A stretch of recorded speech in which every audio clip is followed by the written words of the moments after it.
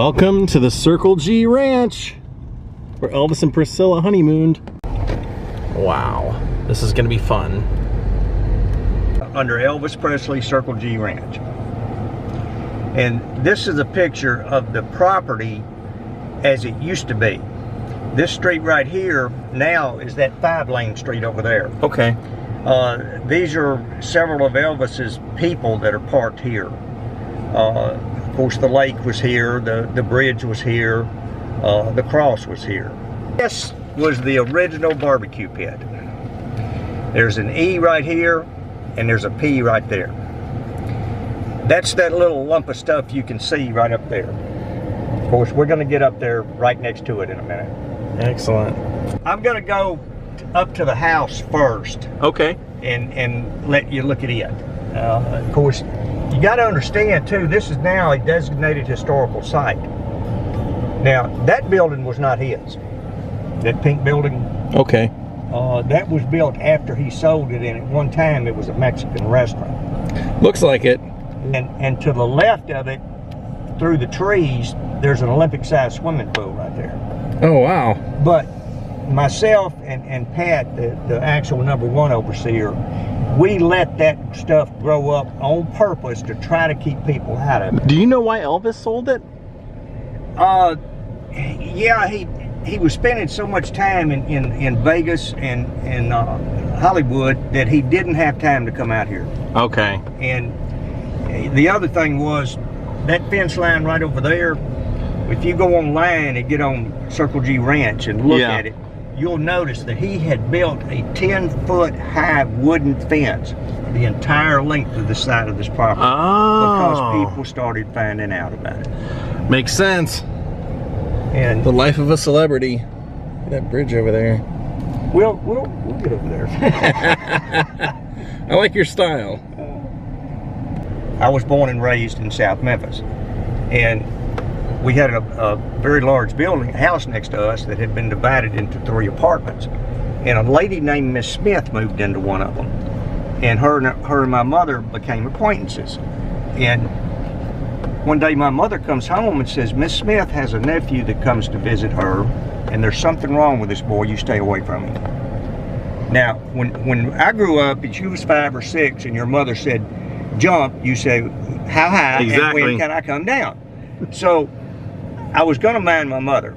I came out one day and this nephew was sitting on the front porch, and I went all the way around the far side of my yard to keep him coming in contact with him.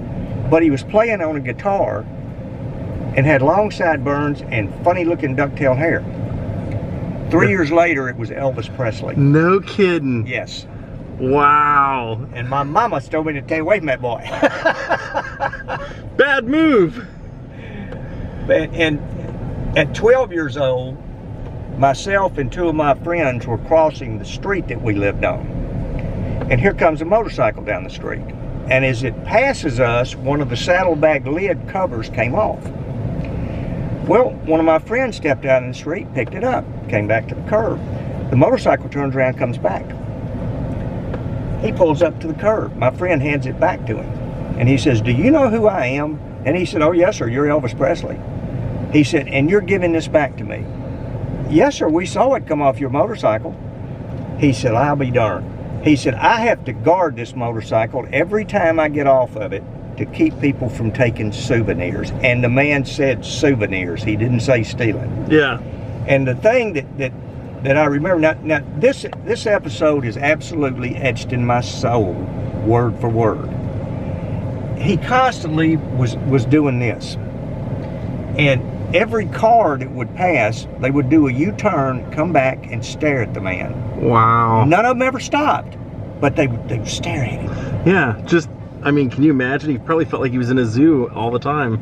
I'm sure he did. But then people start coming out of the houses on the porches. Well, by this time, he's already given us autographs, which I still have. Really? Yes. That's so cool. What did he autograph for you? Did you have a piece of paper? It was a piece of paper. I don't know where it come from or what it was, but I still have it. And he told us, he said, guys, he said, when people get to this sidewalk, I'm going to have to go. Now, this is the most famous person in the world talking to 3 12-year-olds just like I'm talking to you. That's so cool. He wasn't up here somewhere, okay? But he's calling you guys, not even young men, or he calling you guys, Yeah. just like one of his buddies. Yeah. And the first person that hit that sidewalk, he said, guys, I've got to go. But I want y'all to know something. I won't forget this. I got to go. And away he went. And I don't know of anybody else I've ever talked to that had an experience like that with the man. Now, I couldn't make that up. Yeah. That is true. And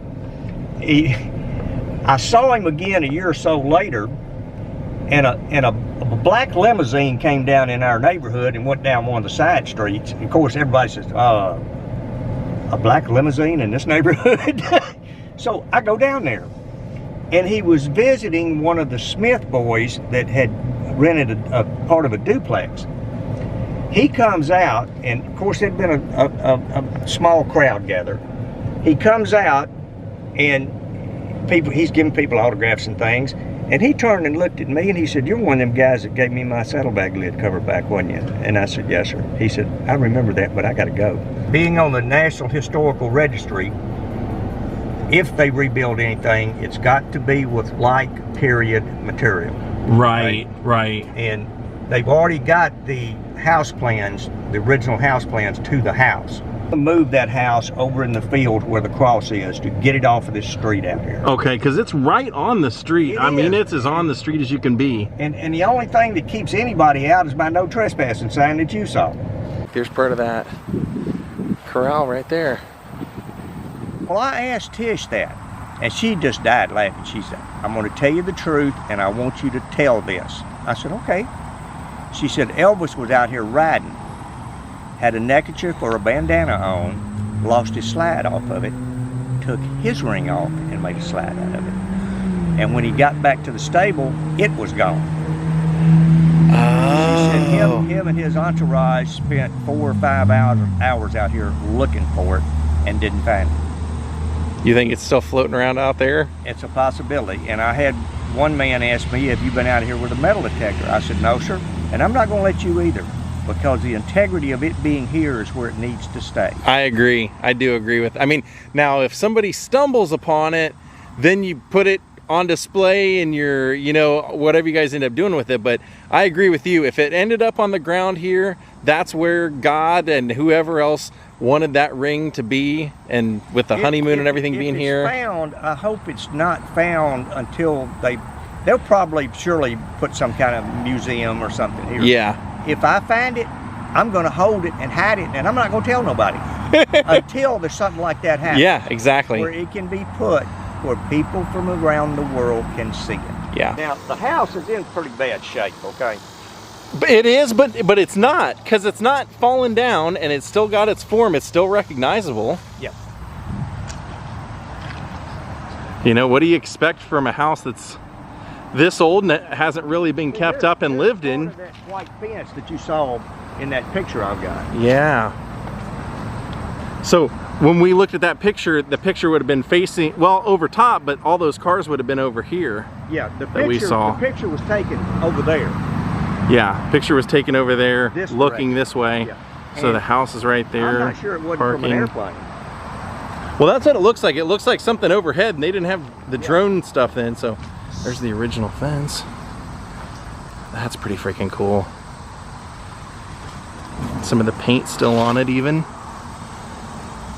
I was over here one day and had been cutting grass and was sweaty and nasty and stuff.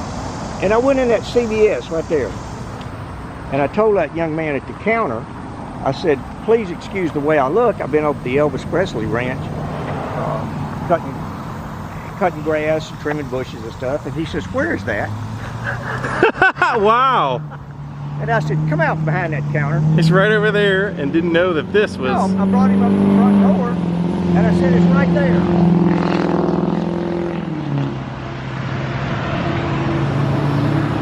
You can see the doors are boarded up. That is absolutely that same house. I mean, the shutters are unmistakable. Somebody took porch lights down. There was one on each side. Looks like they took a shutter from each side as well. Yeah, all that stuff was done before I started doing this.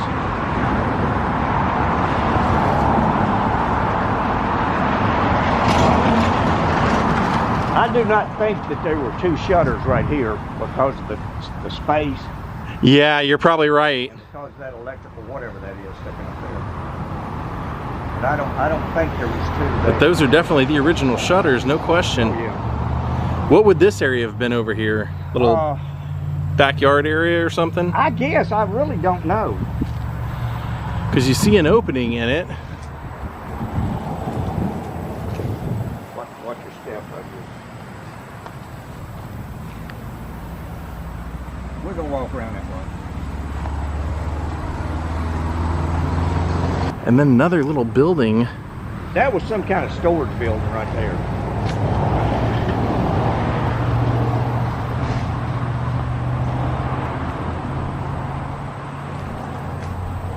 Still got its glass. I thought for sure that'd be broken out.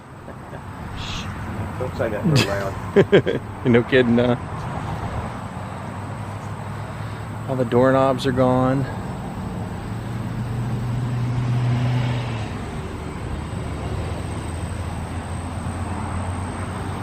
Wow. Yeah, that's definitely not safe for people to be out here walking around.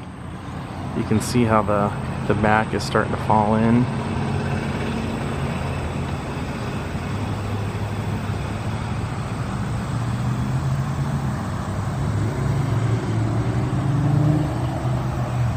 Now this right here has a very, very sore spot with me. People are knocking this down and stealing these bricks. Yeah, that's definitely what's going on. You're right. Oh, no doubt. Yeah, I mean, you can tell. It's just not even letting nature take its course. It's a protected historical site, which, I mean, if you look over here, somebody's stolen a couple of the planks of wood out of there. Yeah. And that just probably would just have continued on if they wouldn't have stopped it. Look at that. 2 whole chunks out of there. The whole corner of the bricks right there. Uh-huh. This right here was here. Oh, that was the railing. Okay. And wow. They kicked this door in, and when they did that, that's when they knocked this down. And I know, beyond a shadow of a doubt, it's from kids over there. Because they knocked some of the bricks out, but they didn't take them. I collected all of it, and I've got them stored somewhere. Was the cross on the property when Elvis was here? Elvis and some of his entourage was riding down that street over there to go look at some horses. He saw that cross. He came back the next day and found the man that lived in that house and bought it. He bought it because of that cross. That's awesome. Information from my sources, you well know who it is, has told me the man was extremely religious, said he was pretty shy, believe it or not. What you saw on stage wasn't him. Right. And that he gave stuff away constantly. And she said, I really think he did it because he came from a $35 a week job to being the most famous person in the world. She worked for Dr. Nick. George Klein was dating a nurse that worked for Dr. Nick. Elvis needed a doctor. George says, let me call Dr. Nick's office, see if we can get you in. So he calls Dr. Nick, and his girlfriend called him back and said that Dr. Nick said if he was coming, he would close his business at noon. He could come after that. So he did. And for whatever reason, he put Elvis in one of the rooms and put Tish in there to take information. What information do you need from Elvis Presley? But anyway, she said that when she was taking his information, she said he wouldn't look at her. Said he kept looking down. She said, I reached over that desk and put my finger under his chin and raised it up. Said, if you're gonna talk to me, you're gonna look at me. I believe her. I believe she'd say that. Yeah, and she said he had kind of a startled look on his face, but he did. Well, when he left, Dr. Nick called her into his office, and she said, I thought I was fixing to get fired. And he says, I don't know what you said or what you did to that man, but he said, if you're not here, he ain't coming back. Well, as things go on, if Dr. Nick couldn't go to Graceland, she would. And after a period of time, he says, well, why don't you just move out here? He said, I'll put you a double wide trailer behind the place. I ain't moving out here. We just bought a 3-bedroom house. I got 2 kids. We got a new house. No. He said, okay. Well, then he says, I'm getting worried about you and your old car. She said, my car is fine. Leave me alone and leave my car alone. And she said shortly after that, she goes back and he hands her a set of keys. And she says, what is this for? He said, go look out the front door.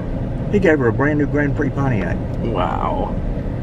And as time went on, he hired her husband in security at Graceland. Okay? Well, after 3 or 4 months of that, he comes home one day just grinning from ear to ear and said, guess what? We're moving to Graceland.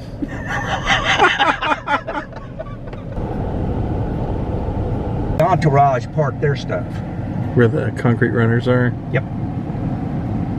There's the old barbecue. And the cross in the background right up there. Oh yeah, you can tell people have been breaking chunks off of this too.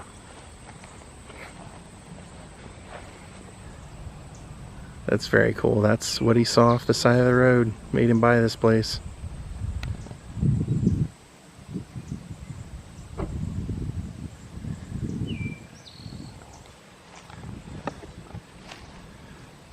Yeah, it's a shame.